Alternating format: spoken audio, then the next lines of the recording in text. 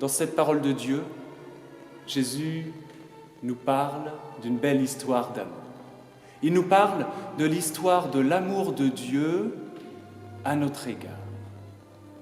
C'est le grand mystère de Jésus. Comment se fait-il que Jésus, qui était Dieu, qui était au-dessus de toute créature, qui vivait au ciel dans la gloire de Dieu, a voulu devenir un homme? Qu'est-ce que ça change pour nous? Eh bien, ça change quelque chose. Dieu aurait pu nous sauver sans venir nous voir, mais Dieu, il nous sauve en venant à notre rencontre.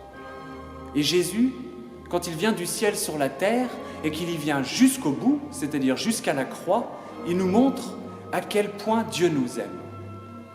Il nous aime jusqu'à mourir pour nous. Dieu aurait pu nous sauver par un claquement de doigts, mais ce n'est pas ce que Dieu a fait.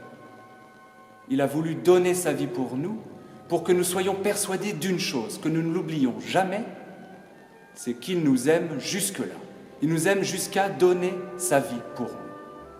Alors nous-mêmes, eh bien, face à tant d'amour, on ne peut pas rester statique. Nous avons quelque chose à faire. Et cette chose, c'est d'aimer Dieu en retour. Aimer Dieu en retour, faire le bien autour de nous.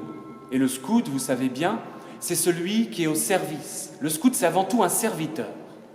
Serviteur au sein de sa troupe, serviteur au sein de sa famille, serviteur au sein de son pays. Vous connaissez les paroles de la promesse. Eh bien, le scout, il doit être serviteur par amour, comme Jésus. Jésus a tellement aimé le monde qu'il est venu parmi nous et qu'il a donné sa vie pour nous. Le scout doit tellement aimer le monde qu'il se met au service de ceux qui l'entourent et de Dieu jusqu'au bout.